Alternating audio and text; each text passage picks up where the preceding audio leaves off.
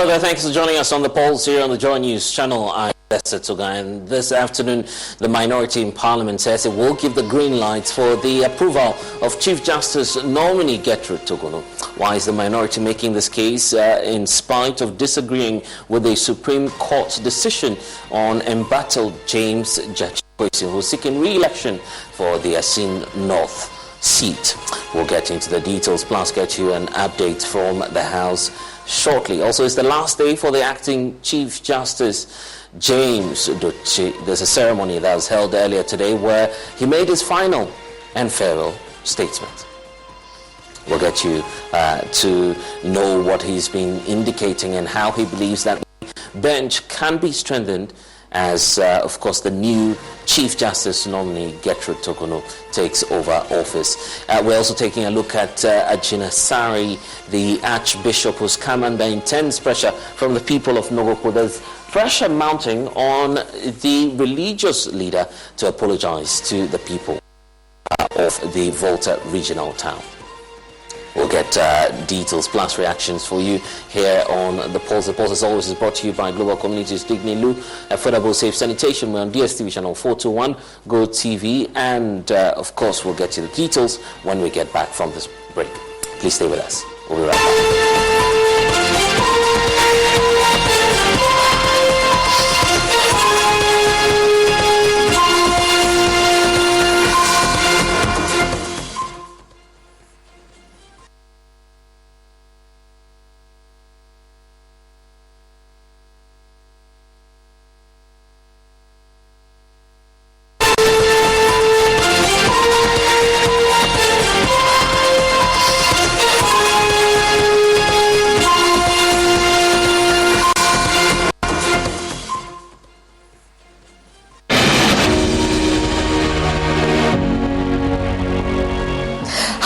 On the 23rd of June, 10 finalists of the Joy News Impact Makers Awards will be celebrated.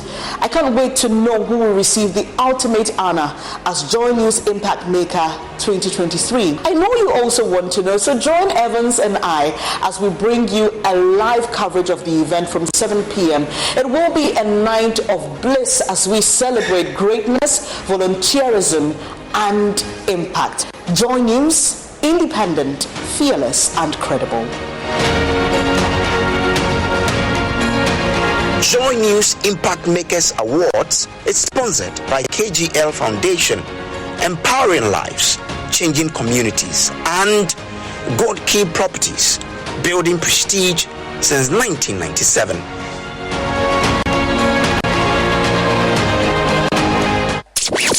The atmosphere is charged for rivalry and fun.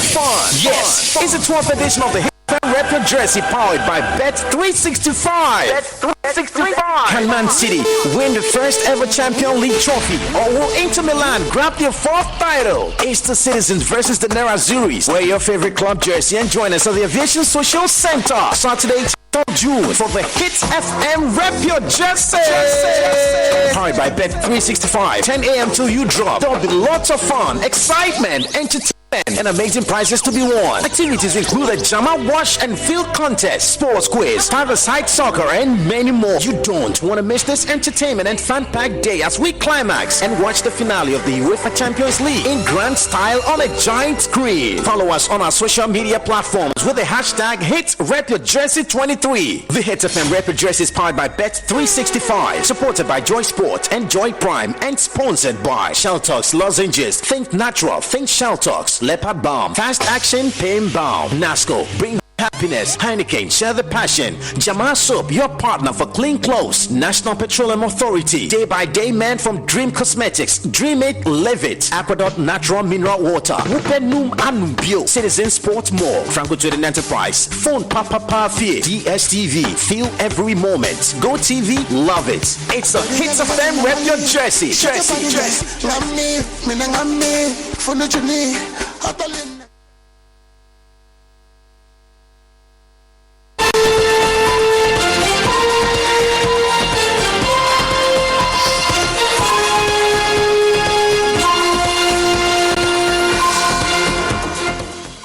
And you're Welcome back. MPs back to the House today after a long break. Their tasks are numerous, but they kicked it off with the approval process for President Akufo-Addo's nominee for the position of the Chief Justice. Justice Gertrude Torkornoo was vetted about a week ago, but the minority vowed not to approve her nomination unless the Supreme Court publishes details of the Gyakye Quayson verdict in that dispute over the eligibility of the Member of Parliament for Assin North MP, Mr. Gyakye Quayson, an NPP, an NDC member, was subsequently removed from Parliament's record. Well, this morning, the minority held a news conference to update its position on the approval of the Chief Justice nominee. Mahama Yariga has been addressing the press on the matter. Assin is gearing up to contest the by-election in Assin North, which has been brought about by the Supreme Court's decision.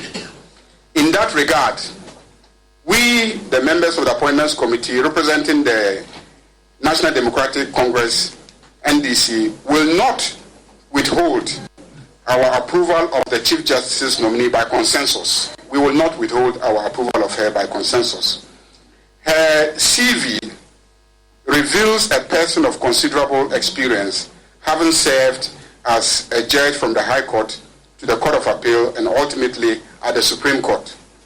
Women who have acquitted themselves should be given opportunities to occupy key national offices. Even as we disagree with her jurisprudence, we find her qualified to occupy the high office of Chief Justice of the Republic of Ghana. Kweku Asante is joining us now from Parliament for more on this. And Kweku, you've been listening to further arguments on this and the reaction coming through from the majority side. What's their reaction really? So it appears that the majority side is really excited about this shift in position that the minority have made. It paves the way cleanly for Justice Gertrude Torkornoo to go through as Chief Justice. We know that today Justice Jones to keep read in valedictorian, then in 2 days' time he will retire. He is the acting Chief Justice. That will mean that the acting Chief Justice baton will pass on to the next judge, which will be Paul Bafuboni, who is a Supreme Court judge currently. And so the majority side and government are racing against time to secure Justice Gertrude Torkornoo's approval. And the minority's latest statement clearly paves the way for that. And we're waiting, it's a little past 3 now. We are waiting to see exactly what the House will do on this. In the report of the appointment committee here. Although, just gone by in the last 30 minutes, the chairman of the committee, the first deputy speaker, Joseph Osei, must lead the report of the committee, which we now understand is by consensus. Both sides agreeing to approve Justice Torkornoo's nomination. So what is left now is for the report to be debated, to be voted on, for Justice Gertrude Torkornoo to go to the presidency to be sworn in. That is exactly what we know when it's happening. But as of the path is clear, she has gotten the approval of both the minority and the majority in the committee, which means that the process is much more smooth when it comes to the floor by a voice vote. And that is what we are waiting for. It's just past 3. The committee report was just late. It is not clear if the debate will happen this evening and approval done today, or the House may take an adjournment and continue tomorrow. And you've been interacting with some members of Parliament on this. What sense do you get from them in terms of readiness towards expediting the process? Well, it appears both sides agree that this process must go through quite expeditiously, but there do not seem to be. They've been dealing with a number of other business. For instance, the new member of Parliament of Kumewu has now been sworn in. They have done a number of papers. They've laid them. They are currently haggling over whether or not a business trade ministry must be considered a certificate of urgency or not. No mention has been made on that report that has now been laid, the appointment committee report, the 21st report of that vetting committee, whether or not the vote will happen now. Both sides agree, like I said earlier on, that this report must go through expeditiously, especially now that both sides agree that she is qualified enough to be approved as Chief Justice. And so the only thing left now is for the Speaker of Parliament to to allow Shin to be moved on the report. The second will be debated, and then the voice vote will not happen. We may have that happening this afternoon or this evening. The House has not adjourned. The session has been extended past 2. I'm still waiting. There's no clear indication as to how this is going to be done. But given that this is going to be a voice vote, both sides no need to pay membership to come and vote on this. We may have it done now or maybe tomorrow morning. But from all indication, this may be done by close of day tomorrow, if it's not done. Okay, I see. Because still in Parliament, it appears a lot has been happening. The Majority Chief Whip, Frank Anodompre, has fired some shots at his colleague, the NPP MP and presidential aspirant Kennedy Agyapong, asking him to focus on his campaign and leave him alone. Now, according to Frank Anodompre, Kennedy Agyapong has been telling people that he has indicated that the Assin Central MP is not a presidential material, but Frank Anodompre says that he has no time to engage in such talks. We'll come to you, Kweku, on that, but let's briefly listen to the Majority Chief Whip. My good friend, the Honorable Kennedy Agyapong, making all manner of allegations against me. But specifically, he's saying that I am referring to him as not fit for president, not a presidential candidate. In fact, he's one of the senior members of this House that I respect. And on many occasions that we've had tense moments between the two sides, he's intervened. And so I have a great deal of respect for him. When he visited my constituency, I paid for the venue, I hosted him. I spoke very highly of him. Even though later some of his boys skewed and took part of the video and said that I have endorsed him against a known fact that I am, all out for Dr. Bawumia. But what I want to say is that it's never true. I can never describe him as somebody not fit for president. When he came to his home, I listened to him carefully. If you listen to his messages, one of the message lines were that he raised issues which are either rumor or things that people are raising against him, and that he would deal with it. One of the things he raised was that people are saying that he's not fit for president. And so he raised it himself, preempted it, and dealt with it. Me, I'm sitting mine somewhere, as will be decided. Only for me to hear now I'm not the punching bag. Me being punched by him because in his own estimation, he has heard that somebody says I had said that he's not fit for president. I think it's most unfortunate. First of all, if you hear an allegation, you should have at least called me. Now, I have to speak to you through this medium because several efforts to reach out to him has proved, unfortunately, futile. I feel a bit hurt. I feel very hurt because for anybody who knows me, I don't do politics of attack. Even my opponents, I don't attack them. How much more somebody who is one of our own fold. So I will challenge my good friend. Normally I won't do this. I want to challenge him. If there is anybody that I have spoken to say that he is not fit for president, he should mention the person's name. Then again, I will also advise him. He should leave me. I'm just a small fly, concentrating on my great job in this difficult parliament. He shouldn't distract my attention. And then he should focus on his presidential campaign bid. And leave me alone. Let me concentrate on my whip job. I have a lot of responsibilities and a lot of job to do. Ordinarily, I would not have responded through this medium. But I hear the thing has gone far and people are making... I've received more than 100 calls today. People are asking me, do you have a beef with Kennedy Agyapong and all that? Who want to be president? I didn't ask you to go and contest. So he should simply focus on his presidential bid. Okay, well, Kweku, any update on that? What may have accounted for this? We lost Kwekwa Asante. We'll get back to him later on. The minority in Parliament is waging a relentless war against the World Bank Country Director, Pierre Frank Laporte, following his comments about power agreements signed under the National Democratic Congress government. The World Bank Group Country Director has criticized the country for doing a poor job in concluding power purchase agreements between 2012 and 2023. But the minority says Mr. Laporte is veering off into local politics and must stay away. John Gyakye is minority spokesperson on Mines and Energy. Ghanaians are sick and tired of this unnecessary and flimsy blame game strategy adopted by this government and their hirelings. President Akufo-Addo and his head of the economic management team, Dr. Bamia, must accept responsibility, demonstrate leadership, and find reasonable solutions to the current economic hardship confronting the ordinary Ghanaian on a daily basis. President Mahama's record in the energy sector is unmatched. President Mahama, before leaving office, ensured that we had a comprehensive foothold, i.e., on the generation, on fuel, and on the financial sector.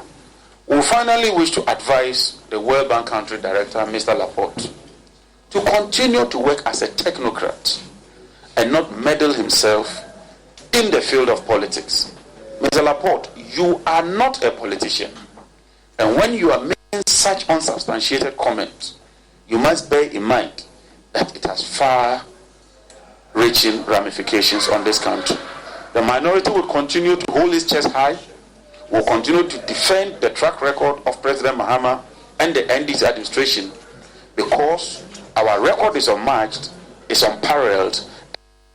And George Gyakye, a former Deputy Power Minister, says that John Mahama did no wrong in signing those agreements and were in the country's best interest. He insists that despite the current government criticizing John Mahama for those contracts, it is still extending the contract duration for some of these contracts.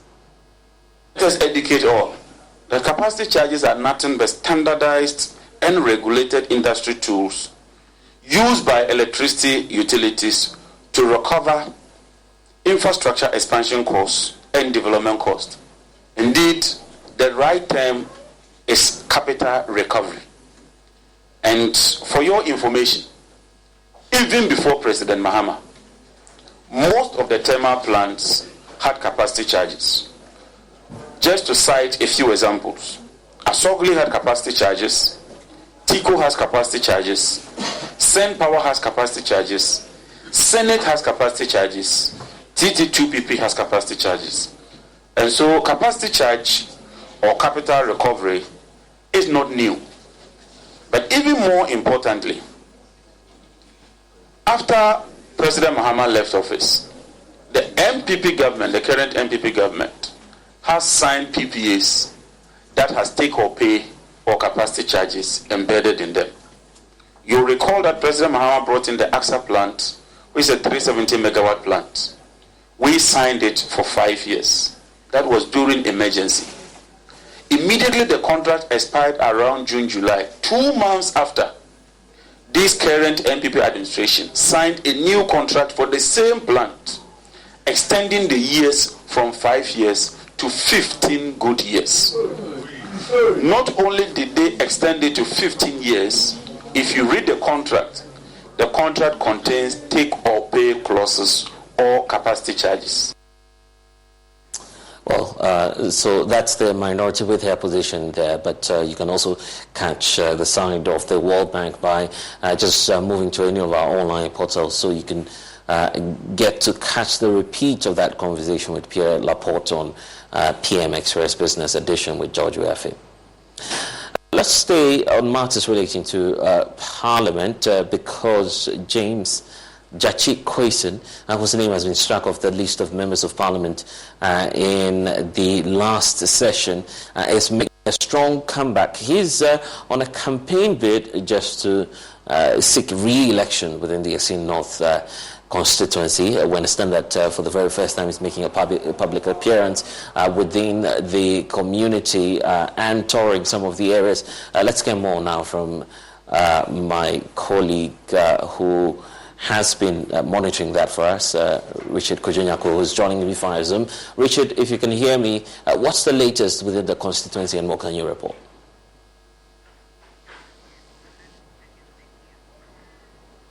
Richard, if you're with me, I'm just wondering what James Gyakye Quayson has been up to.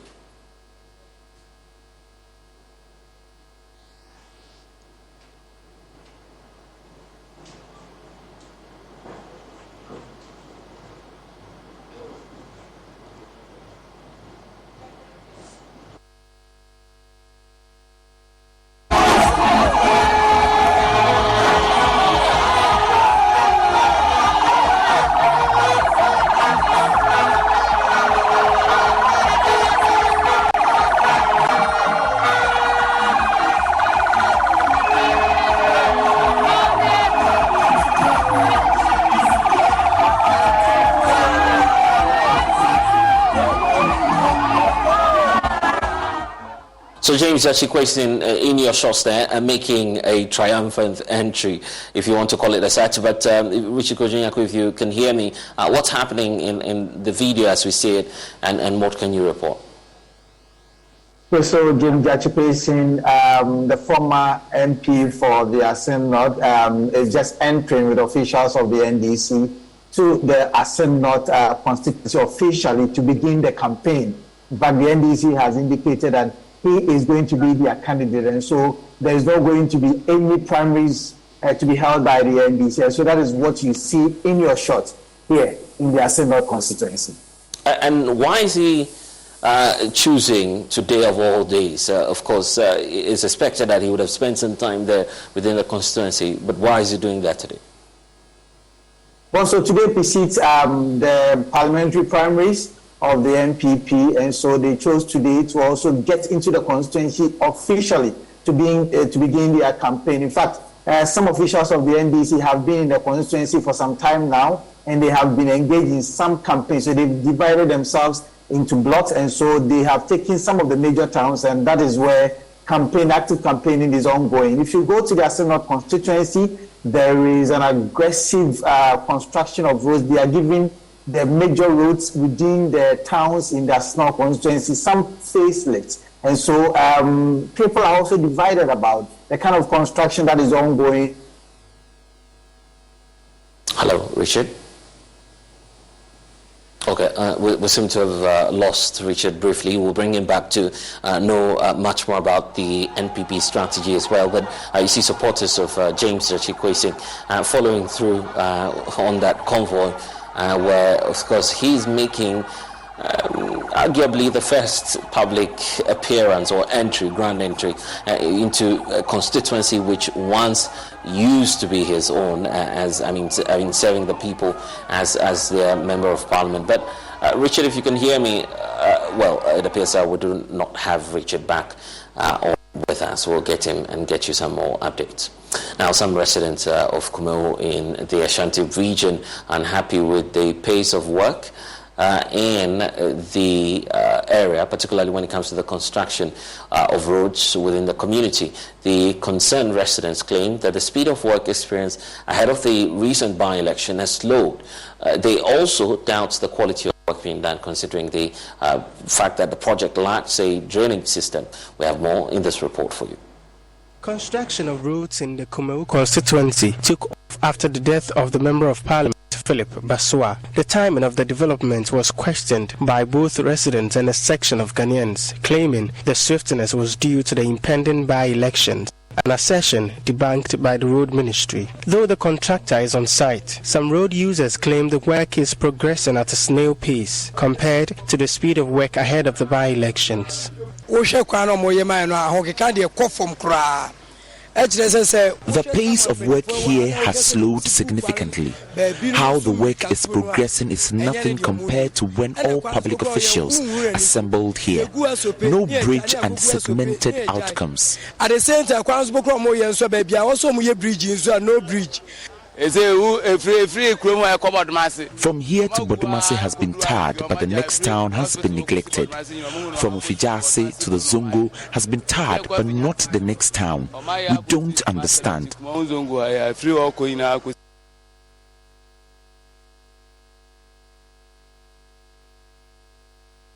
The Ghana Boundary Commission is optimistic a long-standing maritime disagreement between Ghana and Togo, when resolved, to help expedite utilization of potential resources in the Keta Basin. Speaking at the Ministry of Information ahead of the African Border Day Wednesday, National Coordinator Major General Emmanuel Kotia indicated that negotiations are ongoing with a positive outcome expected.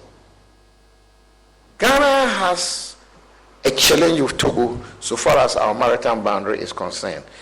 This came up since 2016.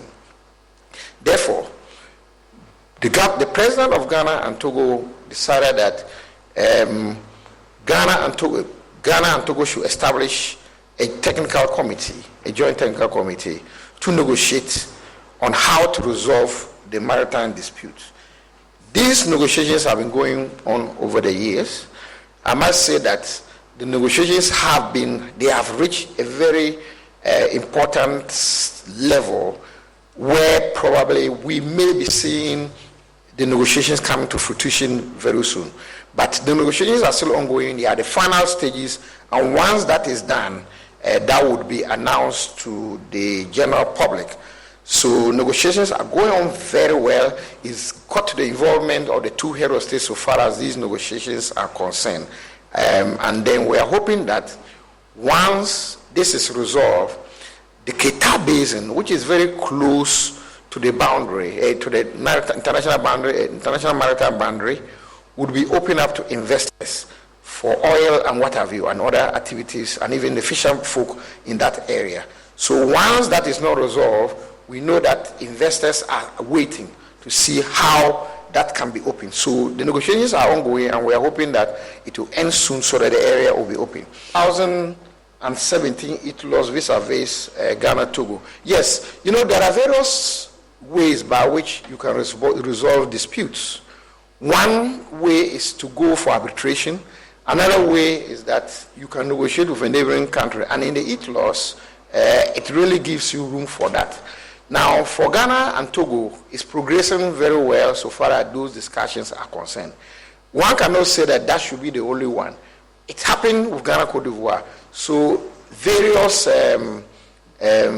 means are available for Ghana and Togo to use to resolve that thing. But what I can say is that I think that the negotiations have been going on well, and we are hoping that it will end up well.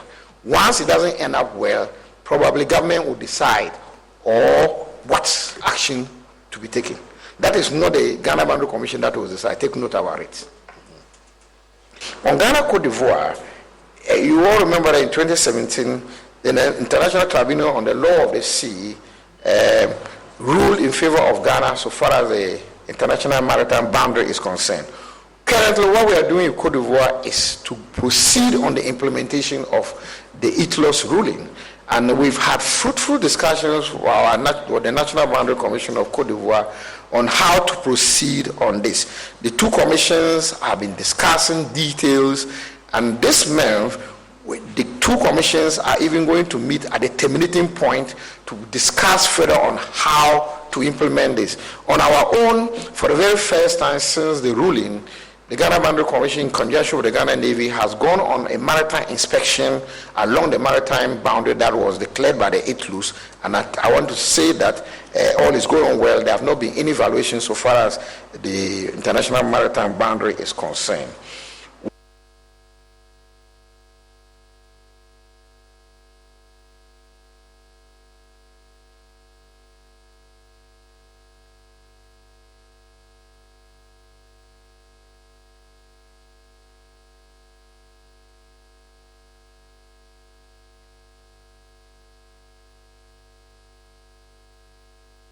The Minister for Interior, Ambrose Derry, has described the see something initiative, which was launched last year as one of the successful projects so far instituted. The minister has revealed that there has been a massive cooperation from citizens since the campaign started. He was speaking at the Spanish Embassy's donation of some Ford Ranger pickups to the Ghana Immigration Service. There's more in this report.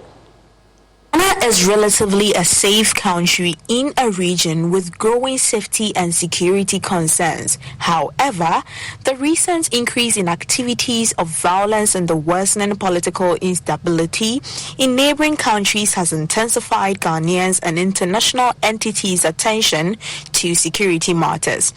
The See Something, Say Something launched by government last year has been described by the Interior Minister, Ambrose Derry, as highly effective and captivating. He says the campaign has encouraged citizens to approach the police more confidently, and there's an increase in the reportage of issues without hesitation. According to him, the recent incidents in Daboya serve as a testament to its success, attributed to the skillful mediation techniques employed by the Ghanaian police. We're getting a lot, and especially with the police service. If you followed the police service has instituted a community approach to most of their activities, and that's what it's going to give us last. You don't just go into a community, arrest people, beat some, kill some. You don't achieve that. The cohesion that we are beginning to get, which is going the same with the police, with the immigration, and this, we are listening more to the community, and as we do so, you begin to see that things are happening. For instance, recently we heard of Daboya. It was Daboya breaking of windscreens and rest of them. In the end, with unfortunate loss of a man who was over 80 years old shot on the field. But in spite of the fact that they damaged police equipment, the police engaged them, got their cooperation, arrested people, screened them, and we're going on. That's why we think that all of you are important, because sometimes I get a phone call from a journalist who tells me that this thing is happening here and we are not there, and we are able to deal with it. So I think we are better off now. The ambassador of Spain to Ghana, Javier Gutierrez, explained the motive behind the donation of the 4 Ford Ranger pickups by the Spanish embassy. Spain has been cooperating in the past few years with the security forces of Ghana, both with the Ghana Immigration Service and the police, and we've been, among other things, building capacities through the donation of equipment. The equipment donated today for four-wheel drive vehicles are meant for the border control to improve the capacities of the Ghana Immigration Service, and also for the police in the fight against crime. And this is just a partnership between Spain and Ghana. And we want to build this partnership also in the field of security. I believe that this cooperation has been fruitful for both countries. I think, as I mentioned during my statement, Spain is also learning from Ghana. Ghana has been successful in preventing terrorism from attacking your territory, the Ghanaian territory. And I think that we are also learning from you. The vehicles will be given to the Ghana Immigration Service and the Criminal Investigation Department to aid their security operations. Jacqueline Ansuma Yeboah reporting for Joy News. The Bono East Regional Manager of the Environmental Protection Agency, Anthony Dia, has charged stakeholders and the general public to work towards ensuring that the Tano River, which is the major source of drinking water for the people of the area, is protected from plastic pollution. He made the call during a brief ceremony in Techiman to mark this year's World Environment Day, which was held under the theme, Beat Plastic Pollution. Led by the United Nations Environment Programme and marked annually on June 5 since 1973, the World Environment Day has grown to become one of the biggest global platforms for environmental outreach, with millions across the world engaging to protect the planet. Here in the Techiman municipality of the Bono East region, regional authorities of the Environmental Protection Agency, together with other stakeholders, observed the celebrations under the theme, Protect Tana River from Plastic Pollution. Regional EPA boss Anthony Diaz says there is a need to protect the source of the Tana River, which has over the years been the major source of drinking water for the people of the region. So the essence of SCA is to embrace the World Environment Day celebration by getting actively involved through these various activities to create the awareness among the community members and the citizens around. The Tano River is so dear to the people of Bono, Boni East, and Ahafo, because this is where it takes its source and it ends up in the Gulf of Guinea. Therefore, if pollution takes place here, at the upstream where it sources, then you can imagine what happens to downstream users. So it is important for us here to know that we have to protect, preserve Tano River, which happens to be our resource, because that is the basis upon which we can all boast of ourselves. Mr. Anthony highlighted that it is important for stakeholders to work towards adopting sustainable means of educating the populace, particularly school-going children, on reasons why they must desist from dumping plastics into nearby rivers. Issues that has to do with plastic pollution is not a one day. You realize that in the presentation we said there must be a sustained effort, continuous education. This must not stop. The education must continue from all levels, from 5 first cycles. We realize that we have in our midst the JSS and the school people who are all here to really know why they must beat plastic pollution. So we have to look at sustained efforts at trying to educate the populace. Then we also have to adopt best practices. We must also make sure that at least we promote what is called waste segregation, so that at the end of the day, the plastics can be segregated from the organics, so that organics can be used for compost, and a little of this will go to the landfill side. Chairman of the occasion and Benkumhino of the Teachman Traditional Council, Okunjiaman Kesi Baseshia II, on his part, appealed to authorities to put in place dustbins at designated areas to prevent the public from dumping plastics indiscriminately. If you don't provide the dustbin, where does the person put the thing? Those who have vehicles, they can put in their vehicles until they get home. But others, where do they put them? So as we blame the system, we must also blame lack of the facility to ensure that the person will put the thing at the right place. So that one, I side with whoever will say that the dustbins are not there, and therefore it becomes natural that when you finish whatever you want to do with the plastic, you throw it down there. He underscored the negative health effects of keeping warm food in plastics and called on the populace to revisit the use of leaves in place of plastics as another form of beating plastic pollution. We are even told when the food is hot and you put it in the plastic, it's poisonous. Once it is poisonous, if you put it in the hot container, it is poisonous. If you can get cancer later, if the facts I have is true, then I think we need to get away from those things. So to me, if we can get some people to farm in such plants, I think it will be good. And then finally it can be a commercial venture that will also indeed help the environment to achieve the purpose for which we are here today. Reporting for Joy News, Anas Sabit, Teachman. Experts in the extractive industry are warning of grave consequences if Ghana goes ahead to extract bauxite in the Tiwak forest. It's been estimated that some 1.7 trillion will be spent in 2023 on clean technologies due to the dramatic spike in demand for metals and minerals worldwide. This is raising concerns amongst environmentalists, civil society groups and in the industry about the need to decarbonize the process for extraction of the metals. Co-chair of the Ghana Extractive Industries Transparency Initiative, Dr. Steve Manteyao, is warning any attempt by a government to degrade the Itiwa forest will not augur well for the country. Aisha Ibrahim joined Arocha Ghana and some civil society groups in the Itiwa forest and filed this report. Year 2000 and 2019, 3,264 kilometers square of forest was directly lost due to industrial mining, with 80% occurring in Ghana, Brazil, Indonesia and Suriname. Ghana signed on to the Extractive Industry Transparency Initiative in 2003 and is among 55 countries that have agreed to a common set of rules to promote good governance in the management of its natural resources. The Etiwa Range is a site of an important forest reserve and the source of 3 major rivers. It contains ancient bauxitic soils. Experts say there's enough bauxite in this forest, but we must be cautious of the destruction that we can cause by thinking of exploiting these bauxites and other minerals in this forest. Etiwa has enormous resources that can generate revenues for the state.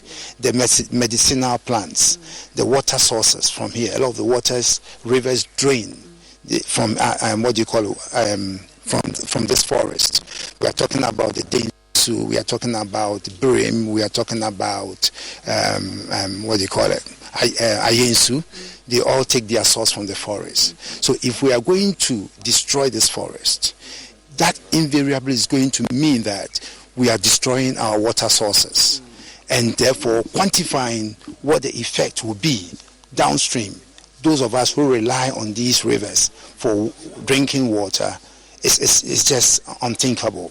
And so we need at all costs to be able to identify certain land areas in this country that are no-go areas for mining, based on what purpose they serve and how they contribute to our own human development.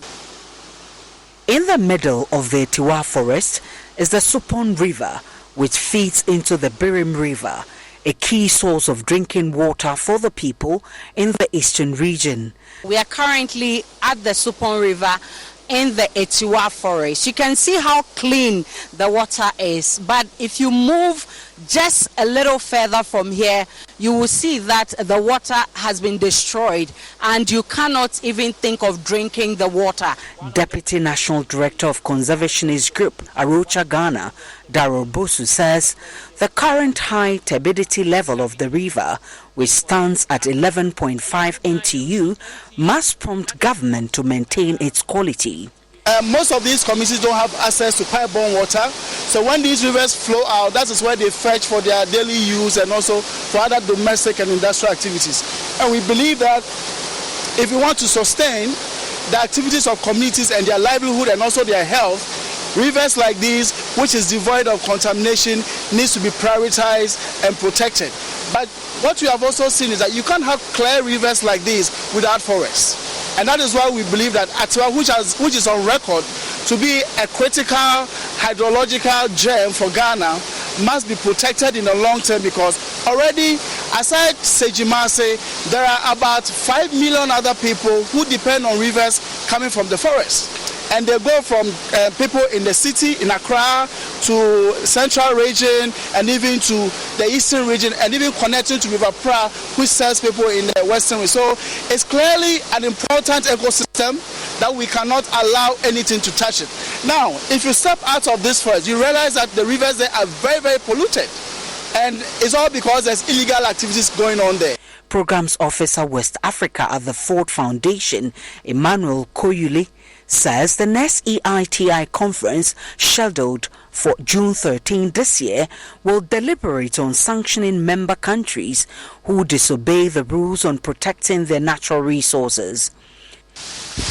I think it's important to include sanctions into the process. Unfortunately, the EITI process, first of all, is voluntary, so it's not an initiative that can force governments to set.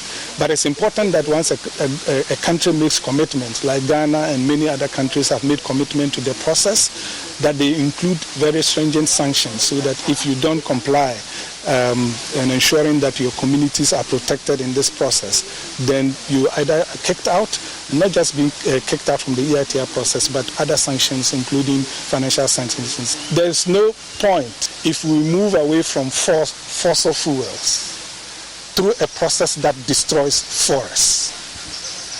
So the simple message is that leave the forests alone. The EITI standards advocates effective citizen participation. Mr. Koyoli says without such participation, there is a danger of serious environmental damage, corruption and social harm. Aisha Ibrahim, Joy News, Etiwa Forest. Thanks for staying with us here on The Pulse. When we get back, we'll talk about the acting Chief Justice, Gertrude Torkornoo, who's leaving office. He's been making some revelations about attempts that were made by some persons to disrupt his career. We'll talk about it after this break. Please stay.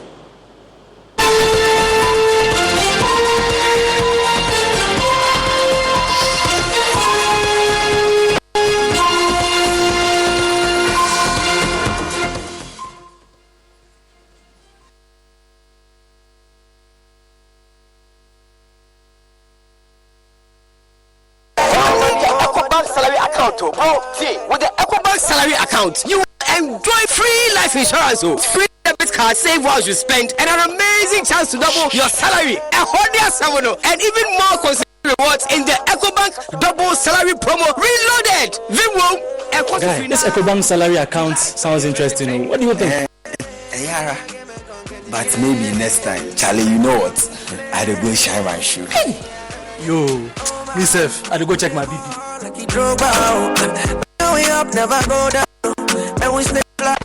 Chairman, we should have signed it yet. Open an EcoBank salary account today for a lifetime of benefits. You also stand a chance to win more than double your salary in the EcoBank Double Salary Promo Reloaded from now till July 31st. Terms and conditions apply. This promo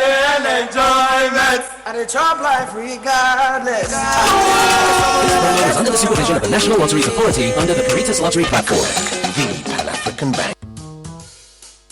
Smile, Look lively, okay? Smile, smile.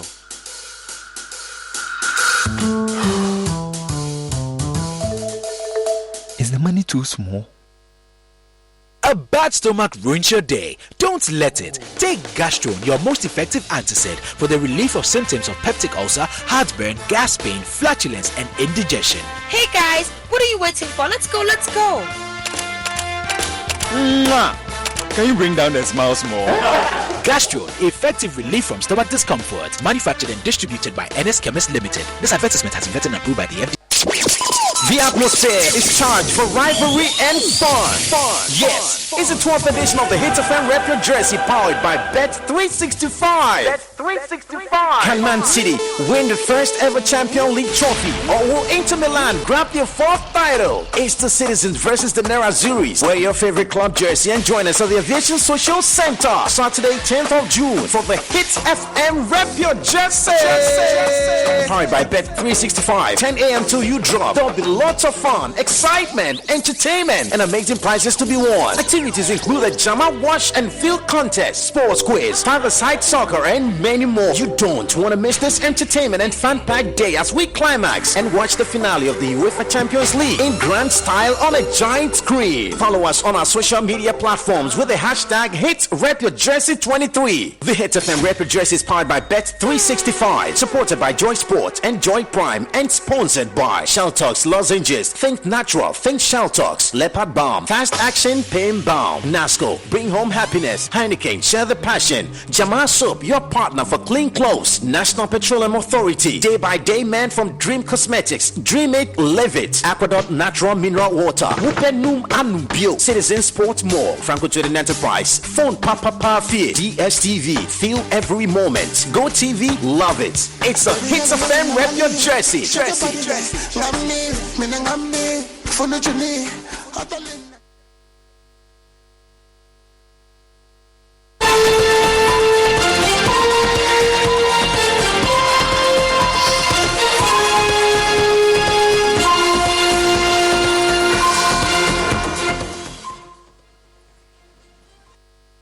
Yeah, welcome back. Acting Chief Justice James Jones Doche says attempts were made by some persons to disrupt his relationship with former Chief Justice Kwesi Enin-Yeboah. This, he insisted, not work, and he continues to enjoy a cordial relationship with the retired judge. The two were tipped for the role of Chief Justice barely 3 years ago, but Justice Enin-Yeboah got the nod. Justice Jones Doche has since retired. Since the retirement of the Chief Justice, been acting as the Chief Justice. We'll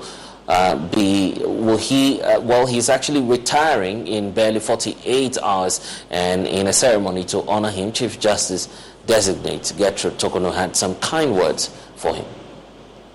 Such is my love and affection for this man and my respect for him and the sadness I feel today. I ask you to allow me to stand. Thank you. Thank you all for coming to grace the celebration of today in honor of one of the most distinguished persons to have served on our nation's highest court.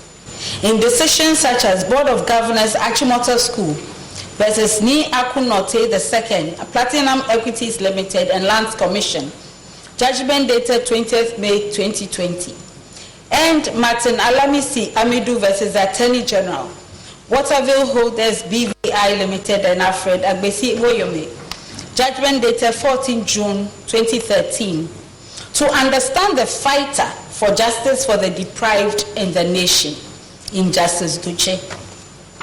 A champion of women and the vulnerable, the determination to break the tide of bullying and compel compliance with the spirit of the law and the Constitution is easily seen in his groundbreaking and incisive opinions in Gregory versus Tandor IV and Hansen, judgment delivered on 12 May 2010, and the second Mensah versus Mensah, judgment dated 22nd February 2012. I have watched with admiration his keen and unflagging intelligence and alertness, his depth of preparation, and the clarity and wisdom with which he leads and presides over panels, and the Supreme Court as President of the Supreme Court.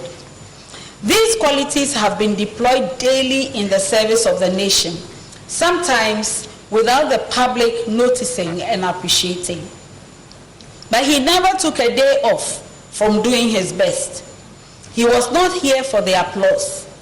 His was a commitment to his conscience, the law, and the good of the nation, as he saw best.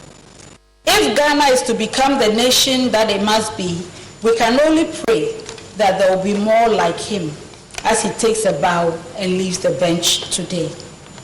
Distinguished colleagues and guests, the attrition rate of the great and good from the Supreme Court this year leaves us all with great sadness.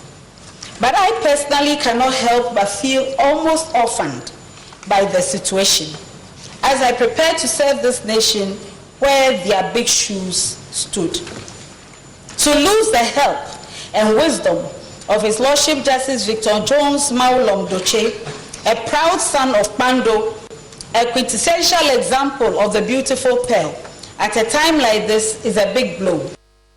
Justice Doche used the occasion to touch on some national issues of concern to him. I want to bring to your notice as Ghanaians. I've observed in recent days or years the uncoordinated high-rise buildings in residential areas all over Accra, especially in prime residential areas. Laboni, cantonments, and these go on as if they don't take into consideration the planning scheme of the areas.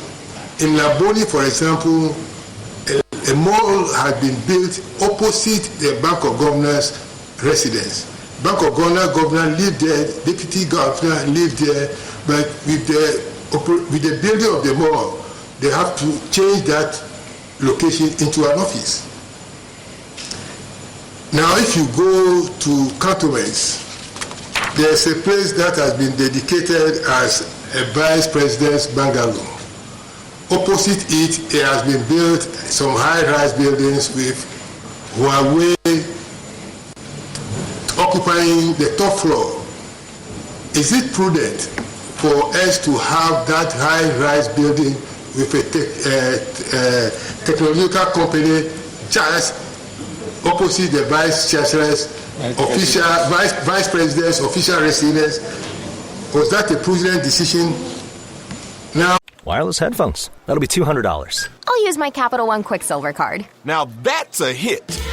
You used the Capital One Quicksilver card, which makes you the hero of every purchase. With Quicksilver, you earn unlimited 1.5% cash back on every purchase everywhere. I wanted running music, but unlimited 1.5% cash back is pretty heroic. Good instincts. Every hero needs a theme song. The Capital One Quicksilver card. What's in your wallet? Terms apply. See CapitalOne.com for details. We all know that the tricycles we find in our cities and towns and villages have come to stay. But is there a licensing and insurance regime of these tricycles that have invaded our roads? Can they not be restricted to ply only access roads instead of the major roads? I heard a Greater Accra minister order somewhere 2 years ago that they should not ply on major roads, but it appears nobody has been listening to him. Urgent steps are needed to sanitize the regulatory and control mechanisms in respect of these tricycles before they go out of hand.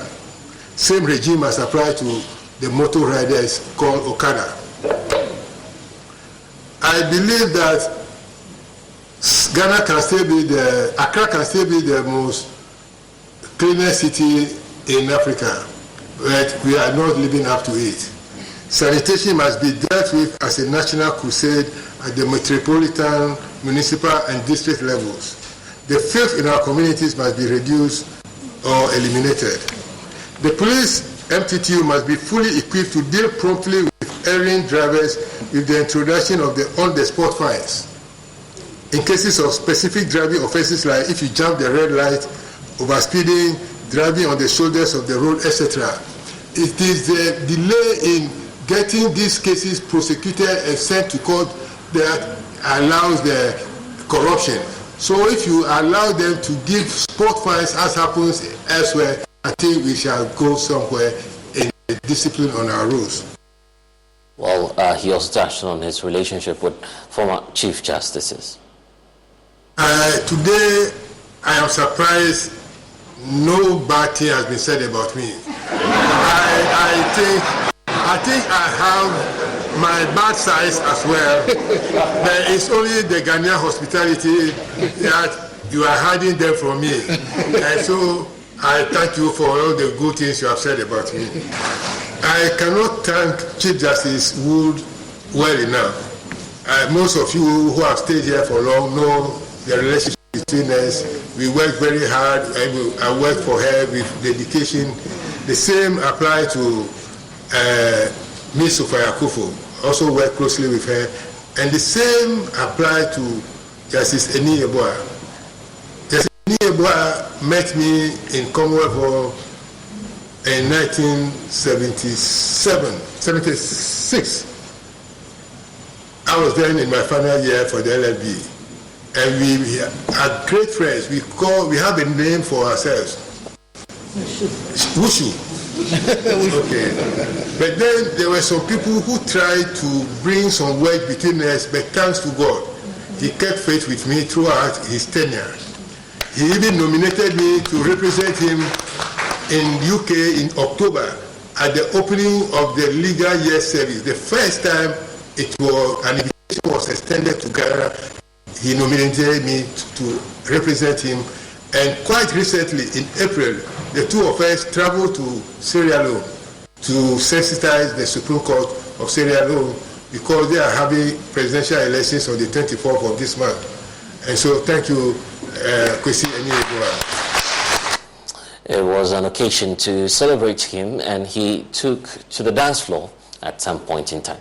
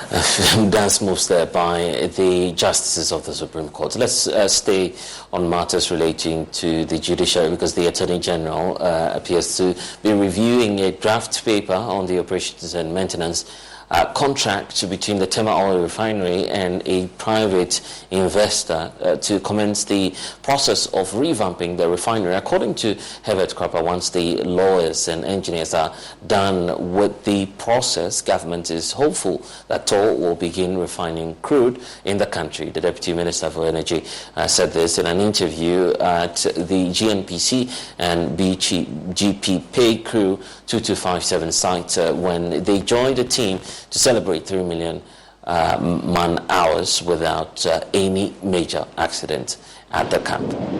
The team led by the Deputy Minister of Energy and the CEO of GNPC were in the northern and Savannah regions to assess the progress of work in the prospecting of oil in the Voltarian Basin. Herbert Krapper said what TOR needs now is investment to put it in shape.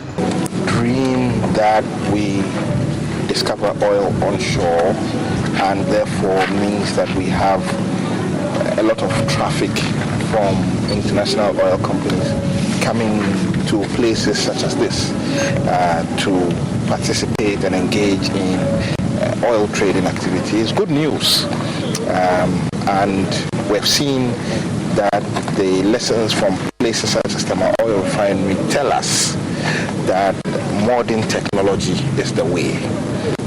When your machinery are old and your systems are not very functional, we see that there's a lot of wastage. And I think what is important is that we utilize those lessons. Currently, government is, through the Ministry of Energy, is working to bring in a private strategic partner to help to revive TOR. In terms of investment, what is needed in TOR is a matter of investment, and the Attorney General is reviewing the draft operations and maintenance contract, and once the lawyers have ticked it and the engineers, the technical people have ticked it, we hope that we can see a revived TOR. The CEO of the GNPC, Opoku Ahunye Dankwa, on his part said the project brings huge potentials to the northern and Savannah regions and a game changer for the country. So drilling a well will allow us to confirm our inferences from what we've done with the seismic. So the goal is to do this as quickly as possible, because whenever you look at the time value of money, the faster we can get oil out of the ground, the better it is for this area and the country. So the goal is to drill hopefully Q1 2024. The team earlier paid a courtesy call on the Northern Regional Minister, Shani Al-Hassan Shaibu, who assured them of a peaceful environment for work to progress. Apart from the agricultural activities that we engage in the northern region, we do not have any commercial entities that would engage so many people. So if we do this work properly, I am just imagining the number of people who stand to benefit from this. And let me also assure you that the northern region is very peaceful, very, very peaceful. Those days of those chieftaincy things is over.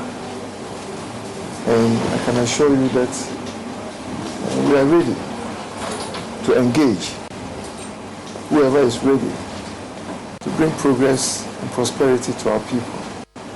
The Deputy Minister for Energy on his part said the Voltarian Basin covers 7 regions and over 200 communities.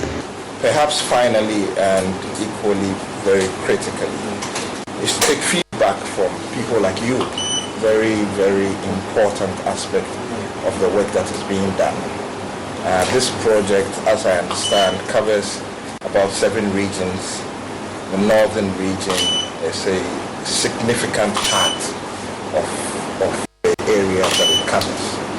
Northeast as well, Savannah, Ashanti, Bono, Eastern and Oti region. covering some 200 communities and then a number of districts. And residents, motorists and business owners along the Dawenya to Ponbaria stretch of the Accra-Lao Road are calling for the completion of road extension works on that stretch to end years of the heavy traffic situation. Government in June 2022 officially commenced the expansion of the 17-kilometer long Tema to Central University section of the N1 highway, expected to last for 18 months. 1 year on, residents and motorists say their lives are being negatively impacted due to the slow pace of work. My colleague Carlos Caloni toured the road Monday morning and has come through with this report. 10 minutes past 6 a.m. Monday morning here on the Dawenya Road, and there's already a gridlock on the stretch spanning over 5 kilometers from Kumbaria all the way to the Dawenya township. As part of measures aimed at reducing traffic congestion on the Dawenya Road, the government signed a $100 million contract with a UK-based construction firm, BHM, on 25th September 2020 for the design and construction of 17 kilometers long Tema Aflau Phase 1 project.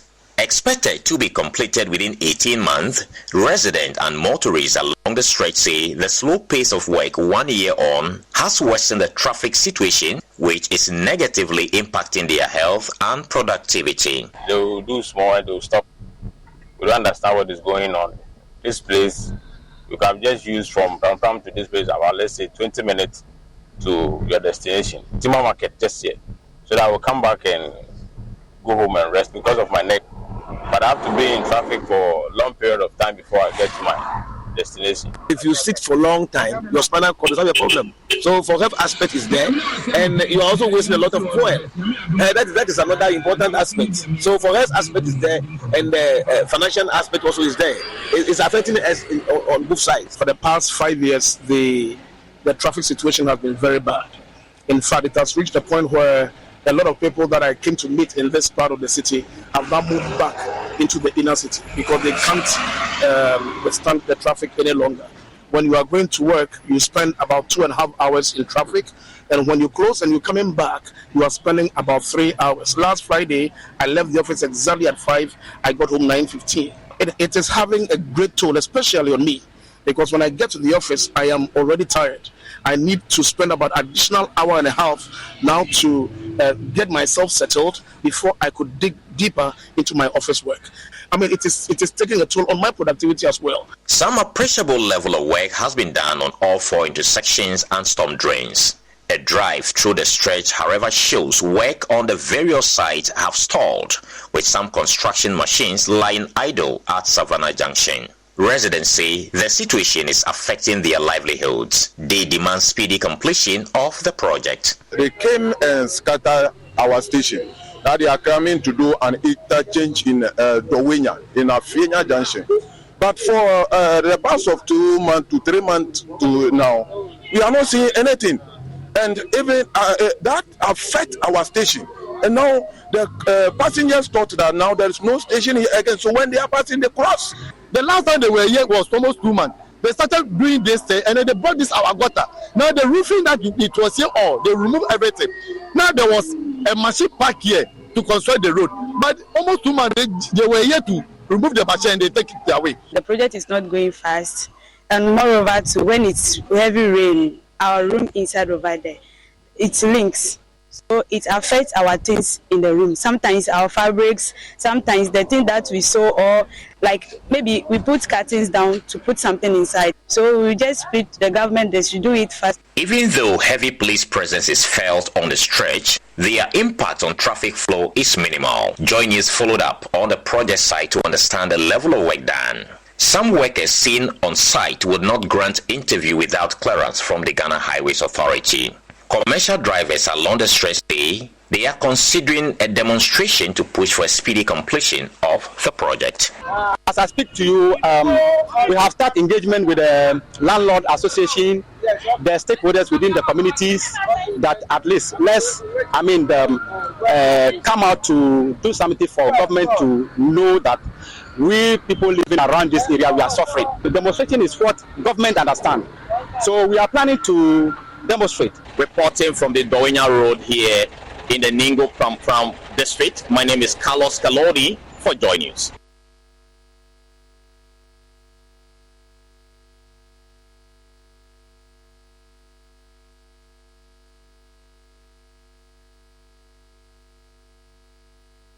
And you're welcome back. We know that, of course, in the last few days, the people of Nogopo have been making a demand asking the leader of the Paris Chapel International, Archbishop Charles Ajinasari, to render an unqualified apology to the people of the Volta regional town, owing to what they describe as disparaging comments about the community. The community leadership has accused the religious leader of describing the town as a demonic headquarters. Well, we know that that 14 days ultimatum issued is underway, and Charles Ajinasari's church has also declared a 1-week fasting to counter some threats that were issued to the religious leader. But let's speak to the community leaders who are still mounting pressure for that unqualified apology to be rendered. Spokesperson for the Nogopo community is joining us here. Thank you so much, sir, for joining us. For those who may not know you, kindly introduce yourself so we have a sense of where you stand within the community. Well, thank you very much, and a very good evening to your viewers. My name is Nofialaga Baufomo Kobla Nonyibe. I'm the spokesperson of the Dufia of Nogopo, and at the same time the president of Amoawo Development Institute. You've noticed, this whole back and forth over an apology or otherwise. The belief is that backdoor, of course, some channels will be open so you are directly able to connect to the religious leader and to resolve the differences that may have happened. Ever since that press briefing or address that you made to the public, have you encountered at least leadership, if not the Archbishop himself, the leadership of his church, or what the concerns you have? Thank you.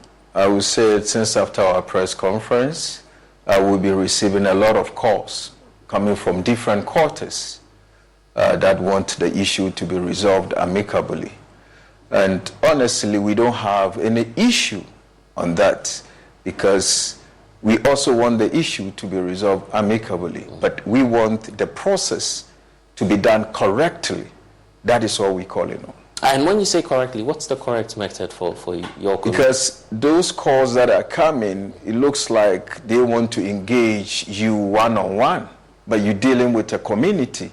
So if you're ready to talk, you just come and see the leadership, and then things are resolved. But speaking to individuals, I think, is not the best way to go. Okay, so individuals have been called, and you've not been met as a community. What's the better form of engagement as you're demanding?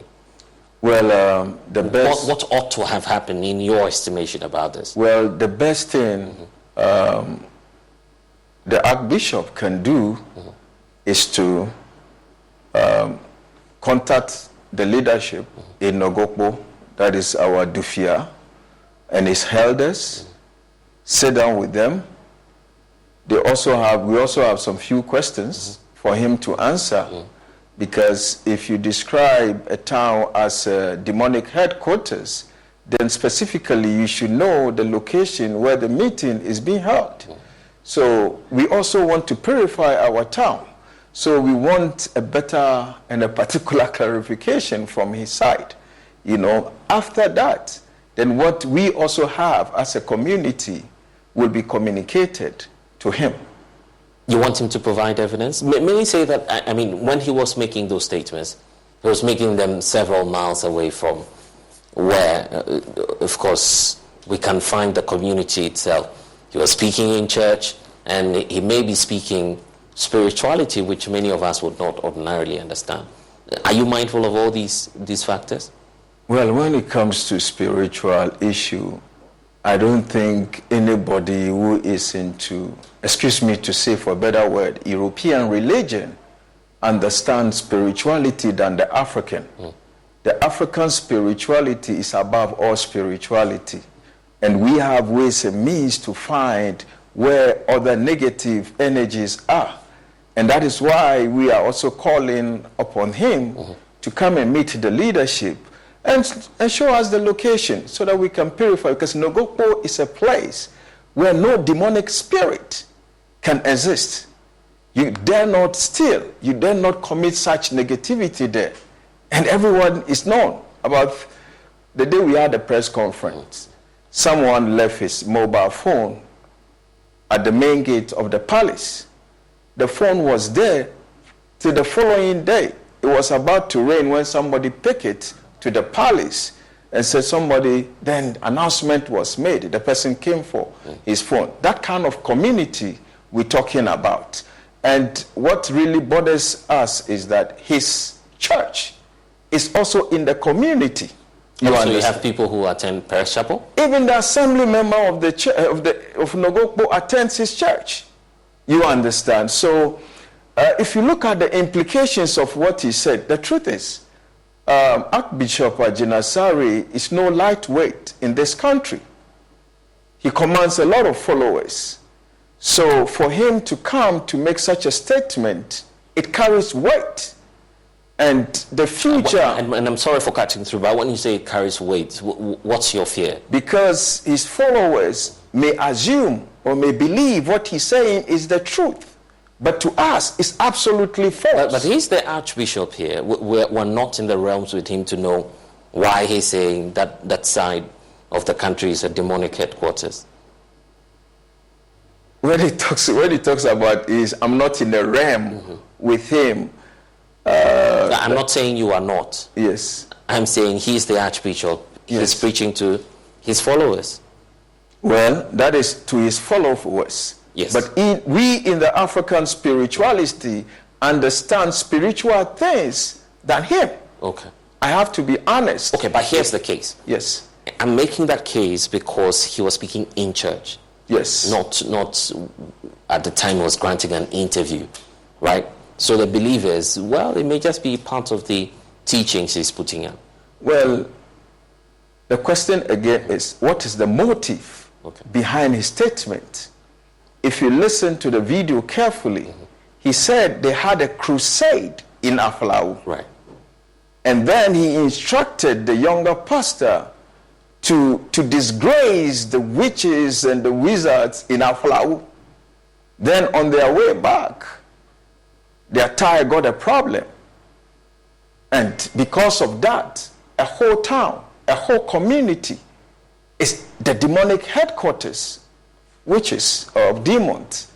That is where we find it very difficult. My brother, see, Nogokpo is located on the West African or ECOWAS highway.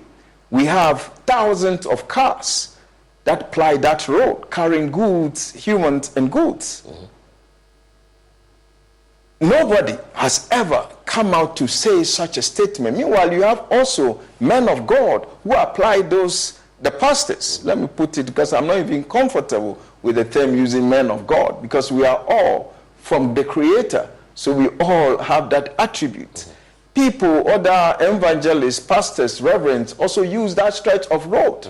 Now, if his junior pastor or the pastor he's talking about don't maintain his car, and his car has a problem, why do you attribute it to a whole town? Now, the question again is, what is the motive? He is saying with authority that he destroyed the demons in Aflau. And that is why he had that encounter.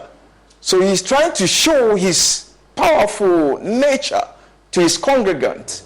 But trust me, Ajinasari is powerless. I'm telling you on authority. His congregants can believe him because they are part of the church. But in our side, he is powerless. Okay, well, probably Scripture admits that all powers belong to God. So, that's settled. But the reason for which he may be making this statement, many believe, is because of the stereotype around the community itself. Why do you feel that there's so much misrepresentation or miseducation or probably misinformation when we're speaking about Nogokpo as a township? Why do you feel there's usually that misconception? Well, For me personally, I don't see it as a misconception per se.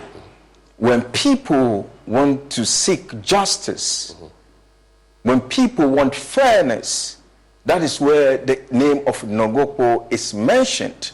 For instance, when something is missing, and he's looking for it, and he's not getting it, and he was like, okay, I will take it to Nogokpo. The meaning is that he's want to take it to Nogokpo to seek justice. So Nogokpo is a town of justice. The thunder deity on the land is a just one. If you are innocent, you go scot-free. But if you really commit, he will visit you. That is it. So when people use the name Nogokpo, I will go to Nogokpo, it's not based on negativity, but on the positive side. Let me give an example. We were all here when, a celebrity went to Nogokpo.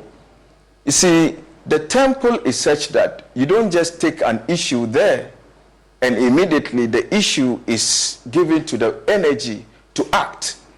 Because knowing how the thunder god act with thunder, so we try to exploit every avenue to solve or resolve the issue amicably. So, for instance, let's say you are bring an issue to Nogokpo or to the temple.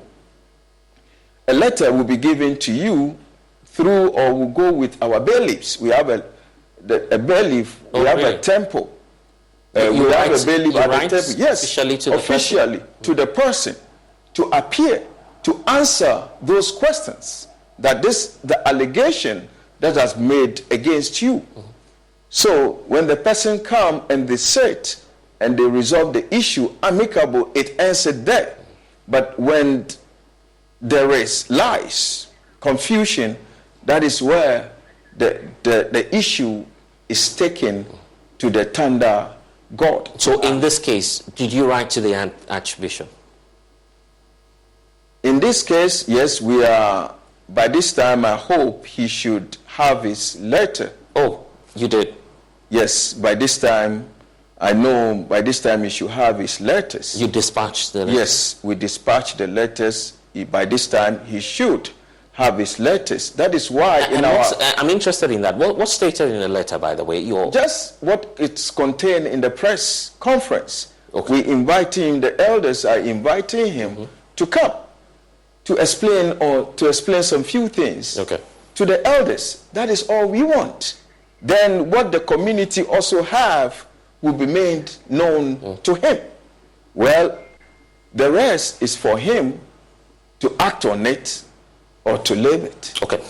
How about the reports we are hearing that the paramount chief of the area is dissociating himself from some comments that may have been made in the press? Have you heard that too?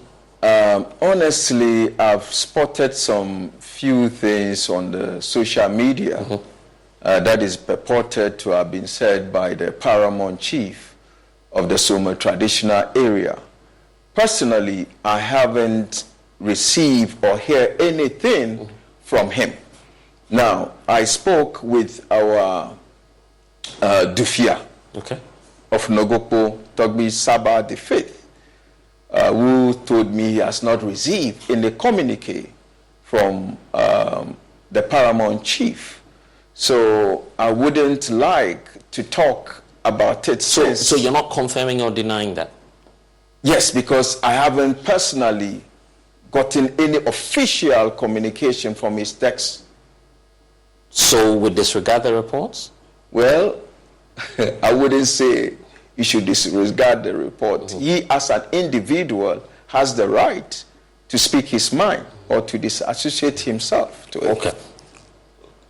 Okay, Ajinasari decides not to show up. What happens? Well, then the energies will act. The energies of the land will act. It's as simple as that. We are not interested in going to any court to seek any redress. I don't want to go deep into that. We also have our court in the temples. in the But why are you making this a matter of spirituality when many say that you've gone to the public through the press and you are stoking quote and unquote ethnocentric comments, or tensions, if we could put it that way? The fact that by simply coming out through your traditional leadership and opinion leaders, you're then bringing a whole ethnic group into this fray. And you've seen the conversation online, have you? I think at this point we are playing with English language here, so I would also like to I guess express my... You get what I'm trying to say. I'm getting what you... Because you have followers. You have people who follow you. Definitely. My brother, we the Evers are peaceful people. We are loving people. We are caring people. Our yes is our yes. For years, the Evers and we the Evers have been disrespected. Let me put it this way. In so many ways, there are some time ago, another man of God also came and said, in the Volta region, they have something they say, Joseviera, Abuviera. It's like when they hear things about the Volta region, they don't take their time to do the necessary inquiries. And if he have done, he would have understand that Jose has nothing to do with Christianity. Boo. It's a different thing on its own. These are celestial words. You understand? If you don't understand it, don't go deep into it. So basically what I'm trying to say is people have disrespected us for a very long time. We're trying to be peaceful. Now, Ajinis Asari's issue, we are not taking that one lightly because, one, for me, from our angle, he has insulted a whole of Wadaniba. He has insulted entire Votarians and then narrowed it to Nogokpo to declare it as the demonic headquarters. So that's where the challenge is, the fact that, and that's why I was raising the question about your followers and potentially what this could mean.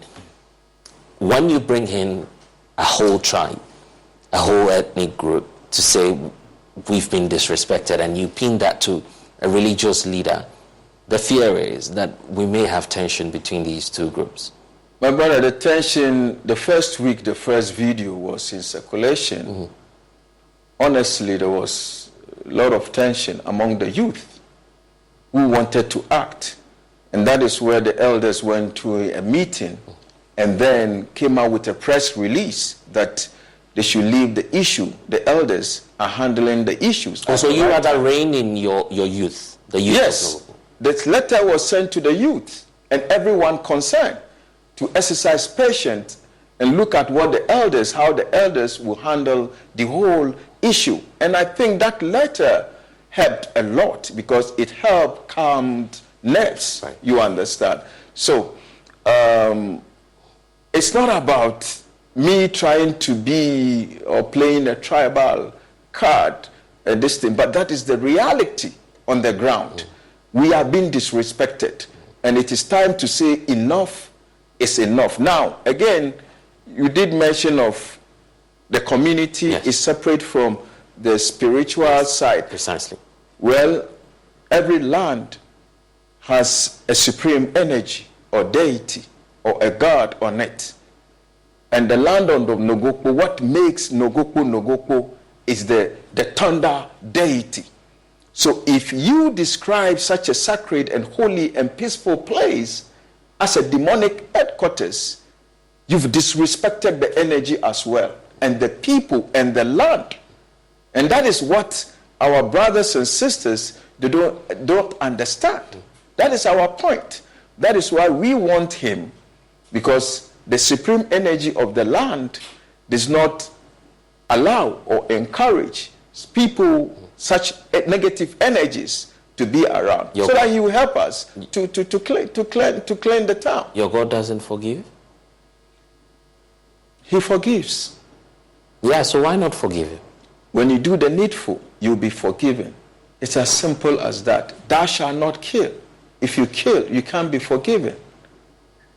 Okay, this is a statement from the Peace Council. When the Peace Council is wading into all of this, that's the statement from the National Peace Council, indicating that the Peace Council has noticed with concern the current impasse between the Archbishop Charles Ejinasarian, the founder of the Paris Chapel International, and Ngokpo traditional authorities.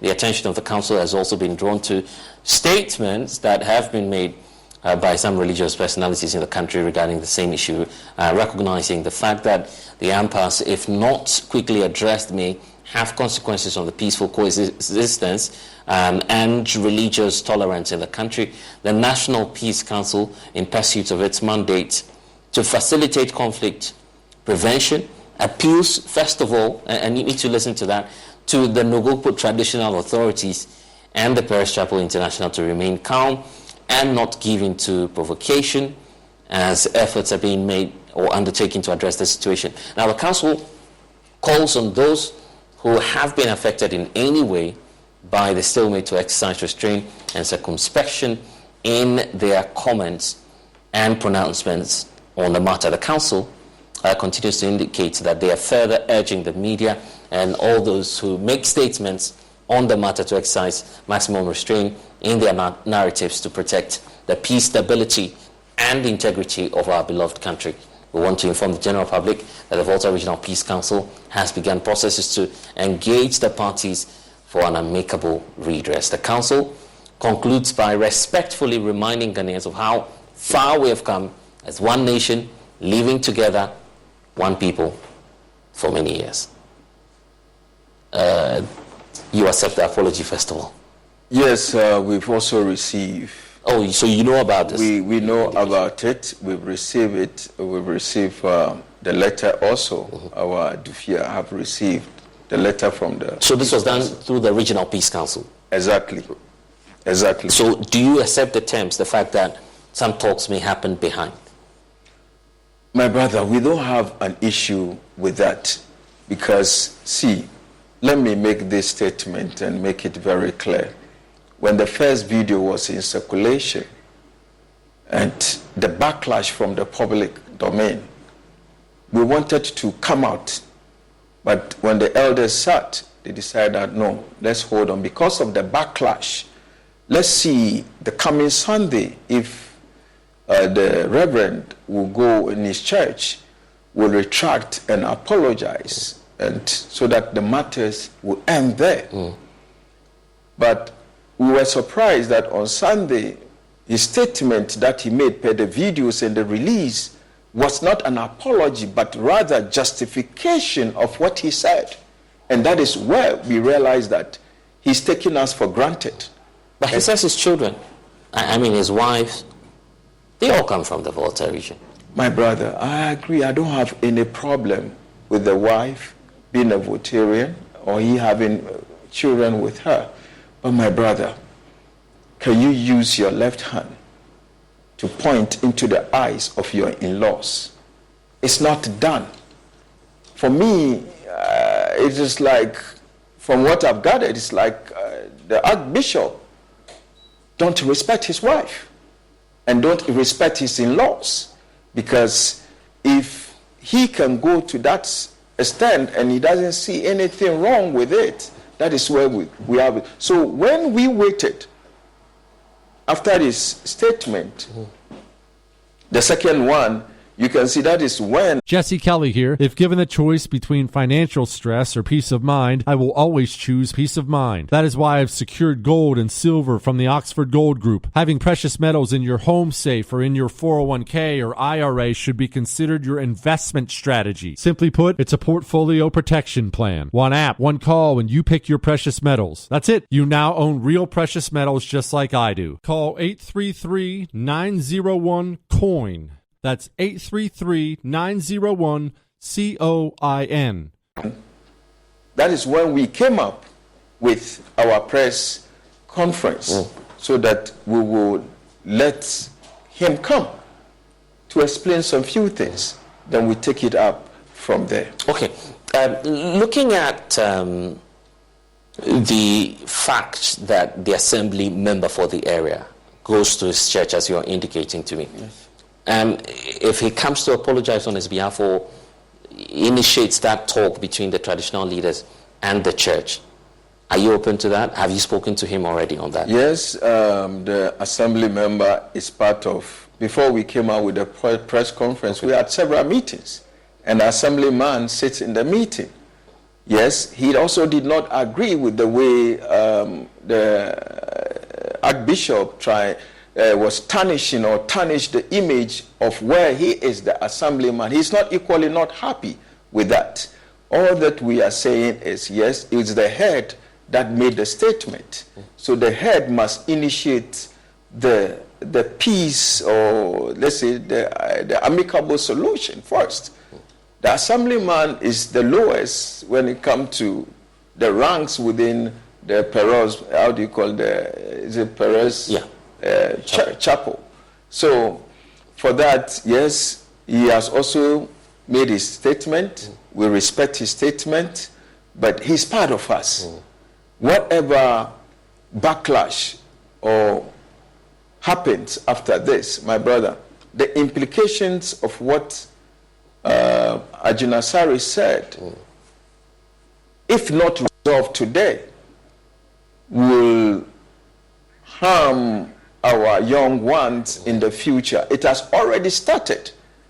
To be honest with you, one of our brothers in Agbozoma had an appointment, applied for a job in Accra here. He went for the interview. He went through, he was called to come for his appointment letter. Just as that statement was made, his appointment letter was turned down. They refused him. Really? I'm telling you about that? I'm telling you, I can bring him to the studio to testify. And this is just one of the implications. What about the teeming youth who are seeking for jobs? What about our young women? How is it going to affect their marital lives? You understand? These are some of the implications. That's why we don't want to take it lightly. It goes a lot of way to damage our people and our region. Okay. We need to go, but I hope that you would also send a word of caution to the youth out there to remain calm. I hope you keep doing that as leaders of the traditional area. Sure, the youth, I believe, of the town and the entire voter youth are calm. They are looking up to the traditional authorities to take it up from there. So we'll wait and see what will pop up after the 14 days ultimatum. Okay. And after 14 days, I hope there will be peace. That's all we are looking for. We all pray for that. Thank you for joining us. We're grateful. You're welcome. Thank you. The last day of May this year was, of course, colored with some form of grief following the demise of one of Africa's illustrious writers and activist, Amarata Edu. Born on the 23rd of March 1942, Amarata Edu was known for her impactful publications and advocacies on women empowerment. Days after her demise, tributes have been pouring in across the globe, eulogizing her gallant contributions in the world of literature, of course, and for humanity at large. On today's edition of Joy News Remembrance Series, we bring you excerpts from her book, Diplomatic Pounds, read by veteran Ghanaian actor, cultural activist, and filmmaker Akofa Ejiani. This is from Amarata Edu's Diplomatic Pounds and Other Stories. And here's an excerpt from New Lessons. That's why I'm actively wishing him ill with a nicely rounded female kiss, that he falls hopelessly in love with that young woman, whoever she is. That would complicate things very nicely for him, wouldn't it? And in the meantime, what I've got to admit is that whoever first said no, we're cool, knew exactly what they were talking about. After all, lot of the time, most of the places where we are likely to live on this earth are either hot, very hot, or cold, very cold, and cold and cool. Well, quite a touching one there. But that's all we have for you here on The Pulse. I'm Blessed Sugan. Log on to myjoyonline.com. We have stories for you there. Next is Let's Talk Showbiz. Thanks for watching The Pulse. We're back tomorrow. Bye-bye.